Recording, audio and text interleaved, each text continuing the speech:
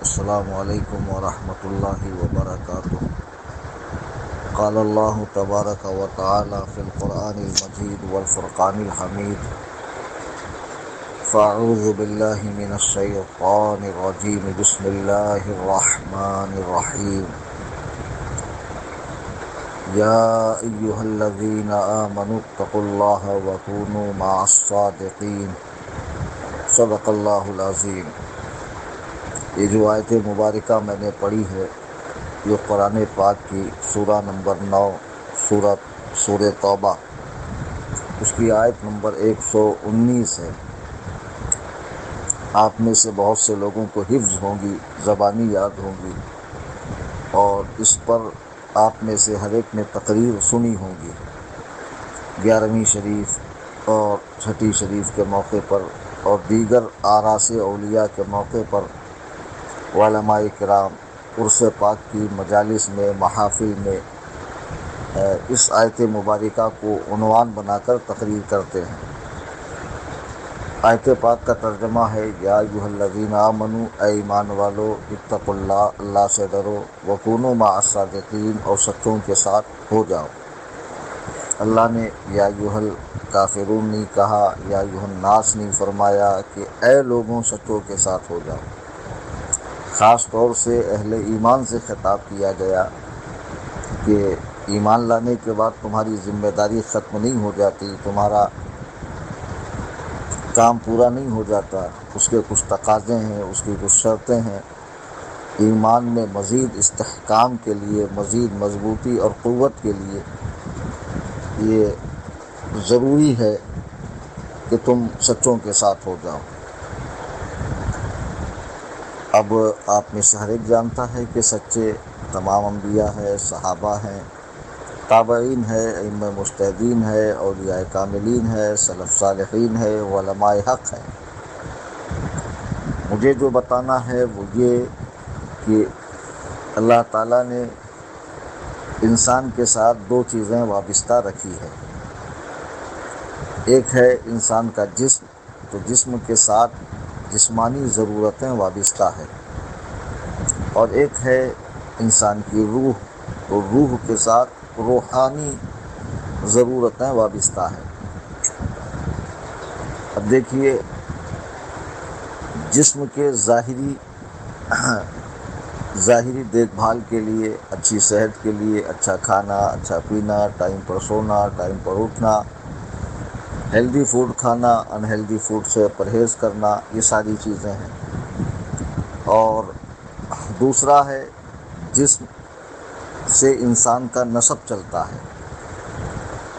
جیسے کہ میں نے بتایا کہ انسان کے ساتھ دو چیزیں ہیں، ایک جسمانی ضرورت، ایک روحانی ضرورت۔ تو جسمانی ضرورت میں یہ بھی ہے کہ انسان کا نسب صحیح ہو۔ اب نسب صحیح ہونے کے لیے کیا چاہیے کہ جس کی اولاد ہے ان دونوں کا آپس میں نکاح ہوا ہو، مرد و عورت ہو، دونوں مسلمان ہو، نکاح میں دو گواہ ہو، نکاح اعلانیہ ہوا ہو۔ جب یہ ساری چیزیں ملتی ہے تو انسان کا نسب صحیح ہوتا ہے۔ نسب صحیح ہونے سے نسل صحیح ہوتی ہے۔ نسل صحیح ہوں گی تو آسانی کے ساتھ وہ حق کو قبول کریں گی اور سمجھانے پر باطل سے پرہیز کریں گی۔ ایسے لوگوں کو سمجھانا بنسبت اور لوگوں کے آسان ہو جاتا ہے۔ تو معلوم ہوا کہ نسب صحیح ہونے کے لیے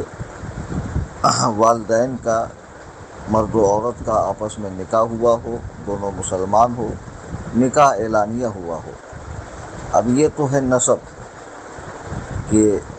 نسب کی سلامتی ان طریقوں سے ہوتی ہے، اور ایک ہے نسبت۔ دیکھو آج لوگ کہتے ہیں کہ دنیا بڑی پڑھی لکھی ہے، ترقی یافتہ ہے، انسان نے چاند پر کمندیں ڈال دی ہے، انسان اپنے گولے سے نکل کے دوسرے گولے پر پہنچ گیا ہے، ایک گیلیکسی سے نکل کے دوسری گیلیکسی پہ پہنچ گیا ہے، یہ ہوا ہے، وہ ہوا ہے، ساری ترقیاں ہوئی ہے، مریخ پر انسان نے قدم رکھ لیا ہے،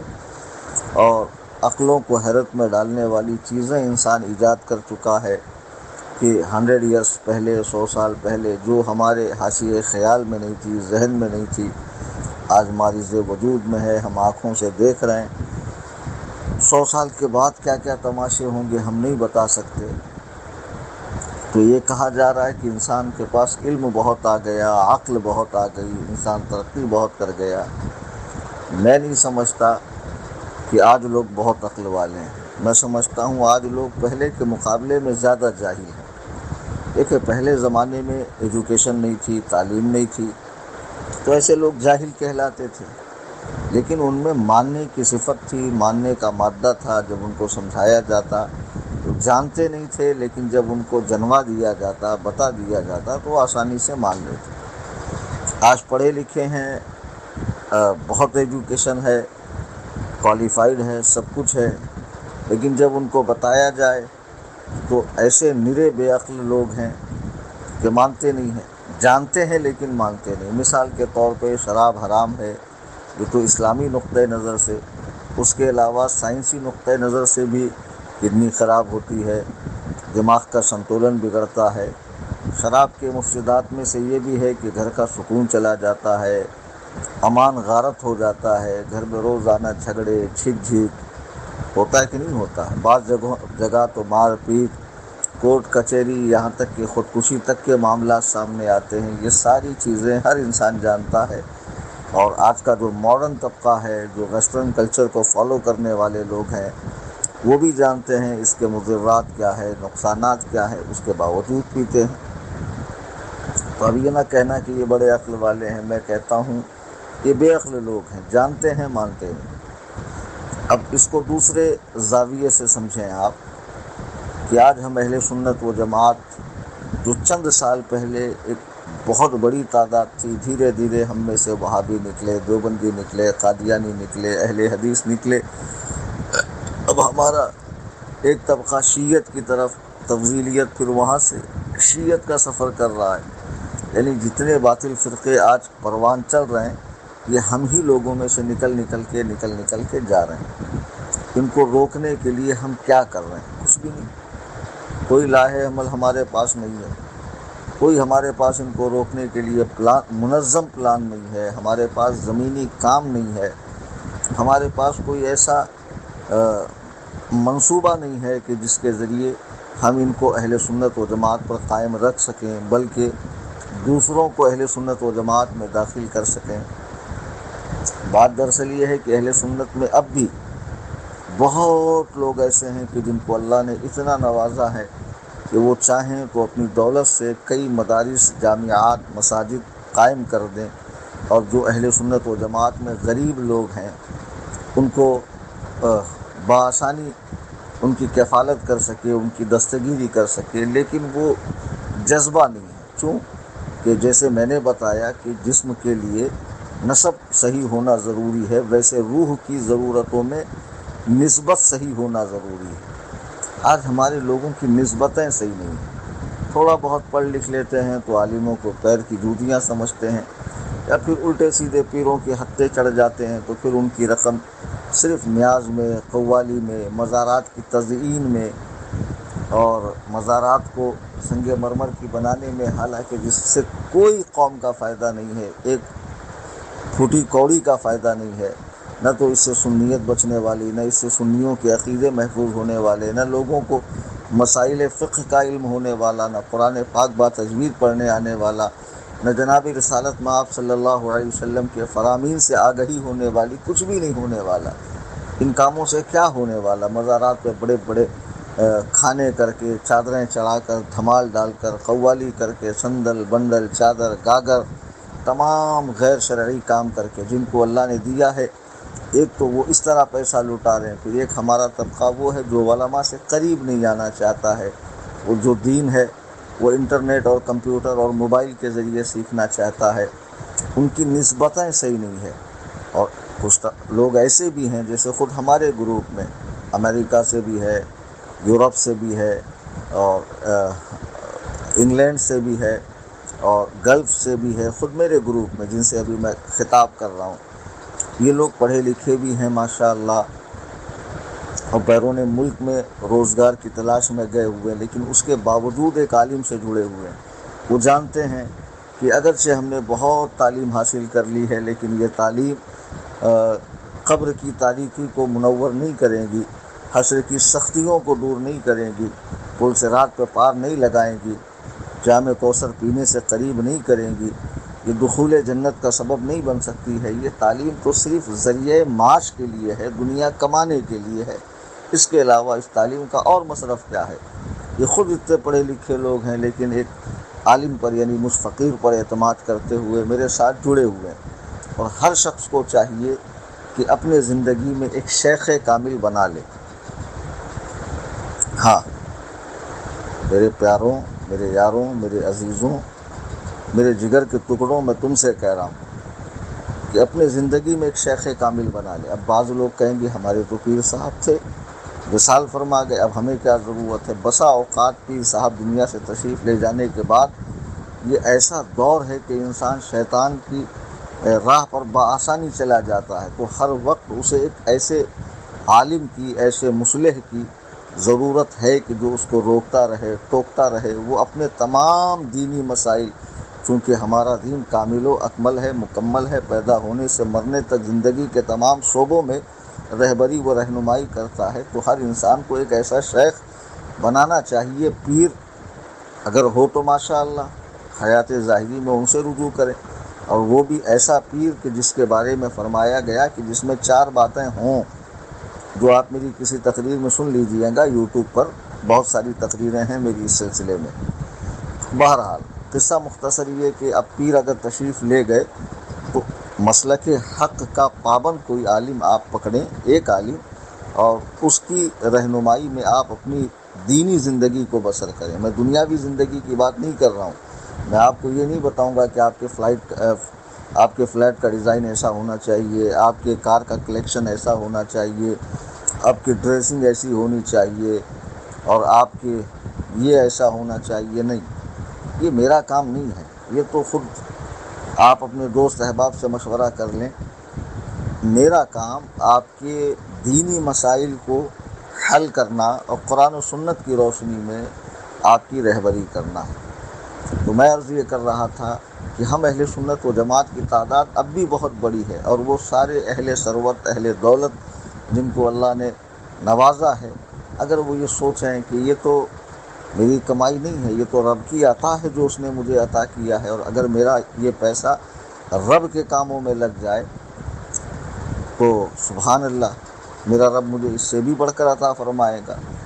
مثلا جیسے اپنی تنظیم کام کر رہی سنی جمیعت الاحناف، غربا کے لیے راشن ہے، حاجت مندوں کی ضرورتیں پوری ہو رہی ہے، علماء کرام کی ضرورتیں پوری ہو رہی ہے، مدارس کا قیام عمل میں آ رہا ہے، مساجد کی تعمیر ہو رہی ہے، اور بہت سی مرتبہ ویڈیو بنا کر دکھایا جاتا ہے، بہت سی مرتبہ پوشیدہ کام کیا جاتا ہے۔ ایسی تنظیم سے جڑ کر اگر میں اپنا مال راہ خدا میں لگاؤں تو مولا تعالیٰ مجھے اس سے بھی، میرے وہم و گمان سے بھی زیادہ عطا فرمائیں گا، اور یہاں سے بنیادی کام ہو رہا ہے۔ ایسی جگہ لٹانا کہ جہاں صرف آپ کا نام ہو لیکن آپ کا کام نہ ہو، یعنی آپ کو قبر و حشر کی منزل میں وہ چیز کام نہ آئے، تو بیکار ہے۔ لوگ واہ واہ کب تک کریں گے؟ جب تک آپ کے سامنے رہیں گے، سال 2 سال، زندگی بھر، اور قیامت تک تھوڑی واہ واہ ہوتی رہیں گی۔ قیامت تک کی واہ واہی چاہتے ہو تو ایسا کچھ کام کر جاؤ کہ جس سے آپ کے نامہ اعمال کا میٹر کنٹینیو چالو رہے، وہ بند نہ ہو، اور آپ کے اجر و ثواب میں اضافہ ہوتا رہے، کمی نہ ہوتی رہے۔ تو بہرحال ہر شخص کو چاہیے کہ اچھی صحبت اختیار کرے۔ اب دیکھو صحبت کا اثر کیسے نہیں ہوتا۔ جب جبل فاران سے اللہ کے رسول صلی اللہ علیہ وسلم نے اعلان نبوت فرمایا تو کئی لوگ مسلمان تھے؟ کوئی نہیں تھا۔ زمین پر نبی رحمت صلی اللہ علیہ وسلم کے علاوہ اس وقت کوئی بھی مسلمان نہیں تھا، لیکن دنیا دیکھ رہی کہ محض 23 سال کے بعد جب آپ دنیا سے تشریف لے جا رہے ہیں تو 2 لاکھ صحابہ، اور روایت میں 1,24,000، کسی روایت میں 2,24,000 ہے، 2 لاکھ مان لیجئے، 2 لاکھ صحابہ کرام سامنے موجود ہیں۔ آپ مجھے بتائیے کہ یہ وہ 2 لاکھ ہیں جن کی اگر آپ اسلام لانے کی پہلے کی زندگی دیکھیں تو ننگے ہو کر کعبۃ اللہ کا طواف کرنا، بچیوں کو زمین میں گاڑ دینا، حسب و نسب پہ فخر کرنا، ذرا ذرا سی بات پر قتل و غارت کا بازار گرم کرنا، اور اس طریقے کے ان کے کام تھے۔ لیکن جب یہ لوگ رسول اللہ صلی اللہ علیہ وسلم کی صحبت میں آئے، اور ایسے انسان کی صحبت میں آئے جسے اللہ نے کامل و اکمل اور مکمل بنایا، جس نے اخلاق کی تمام قدروں کو مکمل کر لیا تھا، جس کی بارگاہ میں آنے کے بعد انسان بنتا ہے، انسانیت میں نکھار آتا ہے، یہ لوگ اس صحبت میں آئے تو اس درجے کے لوگ ہو گئے کہ اب اگر قیامت تک کوئی ان کے دھول کو بھی پہنچنا چاہے، ان کے پیر کا بھی مقابلہ کرنا چاہے تو نہیں کر سکتا ہے، چونکہ قرآن نے انہیں جنتی ہونے کی بشارت دے دی، اور اللہ کے نبی فرماتے ہیں کہ تم میں کا کوئی احد پہاڑ کے برابر سونا خرچ کر دے تو وہ میرے کسی صحابی کے آدھا سا گیہوں خرچ کرنے یا جو خرچ کرنے کے برابر بھی نہیں ہو سکتا، یعنی جو انہوں نے آدھا کلو گیہوں راہ خدا میں دیا تو تمہارا پہاڑوں کے برابر سونا صدقہ کرنا بھی ان کے برابر نہیں ہو سکتا۔ تو یہ تو رسول اللہ صلی اللہ علیہ وسلم کی صحبت بابرکت کے اثرات تھے، اور ایسا نہیں ہے کہ جب سرکار ظاہری طور پر تشریف لے گئے تو اب کسی کے صحبت کی حاجت نہیں ہے۔ قرآن تو خود کہہ رہا وہ کونوا مع الصادقین، سچوں کے ساتھ ہو جاؤ۔ تو میرے بھائی، آج جو لوگ اڑیا گڑیا لٹیا چٹیا ٹامک پنیا اب پتہ نہیں کیسے جاہل بے شرم پیروں کے ساتھ گھوم پھر رہے ہیں اور اپنا مال ان حرام خوروں پہ لٹا رہے ہیں، اور سوچتے ہیں کہ ہماری جنت کنفرم ہے، اور دنیا میں ان سے فیض پانے کے بعد ہماری بلڈنگیں کھڑی ہو جائیں گی، آئی ٹل جائیں گی، ساری مصیبتیں دور ہو جائیں گی، یہ لیمبو مرچی دے دیں گے، لٹکا دوں گا تو ساری بلاؤں کا رخ دشمن کے گھر کی طرف ہوگا، اور میرے گھر میں امان ہی امان، خیر ہی خیر ہوں گی۔ جہالت کی باتیں ہیں۔ ایسے جاہلوں کو نہ تو قرآن نے پیر مانا ہے، نہ حدیث نے پیر مانا ہے، نہ تو رسول اللہ صلی اللہ علیہ وسلم نے پیر مانا۔ قرآن کہہ رہا ان اولیاءہ الا المتقون ولکن اکثرهم لا يعلمون، کہ اللہ کے ولی تو پرہیزگار ہی لوگ ہیں مگر اکثر لوگوں کو پتہ نہیں ہے۔ میرے بھائی، میرے عزیز، اچھا پیر بنائیے، سچا پیر بنائیے، یہ نہیں کہ جس کی پگڑی بڑی ہو، جس کی داڑھی بڑی ہو، جس کے یوٹیوب پر 10-20 کروڑ فالوور ہو، اور جس کے فیس بک پر بہت فین فالوئنگ ہو، جو خوب مزے سے فوٹو کھنچواتا ہو، شریعت کی دھجیاں اڑاتا ہو۔ نہیں، یہ سب شوشہ مت دیکھیے، آپ کی نظر آخرت پر ہو کہ میری قبر کی منزل کامیاب ہو، حشر کی منزل کامیاب ہو، میں اللہ و رسول کے جناب میں سرخرو ہو جاؤں، کامیاب ہو جاؤں، اور نامہ اعمال میرے سیدھے ہاتھ میں دیا جائے، اصحاب الیمین میں سے ہو جاؤں، میں سیدھے ہاتھ والوں میں سے، اصحاب الشمال میں سے نہیں۔ تو کسی اچھے کی صحبت پکڑیے، اور ضروری نہیں کہ آپ اس کے مرید ہی بنیے۔ اگر آپ کے پیر صاحب جو متبع شریعت ہے، پردہ فرما چکے ہوں یا دور رہتے ہوں، تو آپ کوئی ایسا عالم بنائیے جو اسی پیر کے مسلک و منہج کا ہو، اسی پیر کے جو ہے مسلک کا پیروکار ہو، مسلک حق کا، حق گو عالم ہو، جو تمام فرقہ باطلہ کا رد کرتا ہو، حق بولنے میں کسی کی پرواہ نہ کرتا ہو۔ ایسے عالم دین کا ساتھ پکڑیے، اور پہلے جانچیے، پرکھیے، دیکھیے کہ اس کی حیثیت کیا ہے، واقعتاً وہ ویسا ہے کہ نہیں ہے۔ جب آپ جانچ پرکھ لیں اور علماء کرام سے بھی پتہ چل جائے کہ ہاں یہ شخص ہمارے مسلک میں متسلب ہے اور حق گو عالم دین ہے، آپ اس سے جڑ جائیے، اپنی تمام دینی ضرورتیں اس سے وابستہ کیجیے، اور خیر کے کاموں میں اس کا تعاون کیجیے۔ میں بہت ممنون ہوں، مشکور ہوں میرے گروپ کے ان ممبرز کا جو وقتاً فوقتاً جب بھی میں کہتا ہوں بیچارے تعاون کرتے ہیں۔ میں باخدا کہتا ہوں بھائی میں تو کوئی دعا تعویذ والا بابا نہیں ہوں کہ دعا تعویذ دے دوں، لیکن میرا رب جانتا ہے کہ میں دل سے ان کے لیے دعا کرتا ہوں، اور روزانہ بلا ناغہ جو آستانوں کی حاضری ہوتی ہے ان میں بسا اوقات نام لے کر دعا کرتا ہوں، بسا اوقات کہتا ہوں مولا جتنے میرے گروپ کے ممبرس ہیں، میرے شاگرد ہیں، میرے چاہنے ماننے والے ہیں، اپنے اساتذہ کے لیے بھی، اپنے اہل خانہ کے لیے بھی، سب کے لیے دعا کرتا ہوں، بالخصوص اپنے گروپ کے ممبرس اور اپنے شاگردوں کے لیے۔ بس یہی عرض کرنا تھا، چند پھوٹی پھوٹی باتیں خیال آیا کہ کہہ دوں سو کہہ دیا۔ یہ کوئی تقریر نہیں ہے، انشاءاللہ کبھی تقریر کا موقع رہا تو تقریر بھی کریں گے۔ اللہ تعالیٰ آپ کو شاد رکھے، آباد رکھے۔ بس ایک گزارش، 11ویں شریف کے راشن کے لیے آپ اپنے تمام دوست احباب جو 13 دسمبر 2020 کو 111 فیملیز میں سرکار غوث پاک کے نام سے ہم بانٹیں گے، اور ایک فیملی کا پارسل 1650 کا ہوگا۔ آپ خود بھی حصہ لیں، دوست احباب کو بھی ترغیب دیں، دینی کاموں میں آپ میرا تعاون کریں۔ میں آپ کے لیے دعا کر سکتا ہوں اور یقیناً کروں گا، اور مولا تعالیٰ سے امید ہے کہ وہ میری دعا آپ حضرات کے حق میں قبول فرمائے گا۔ فی امان اللہ۔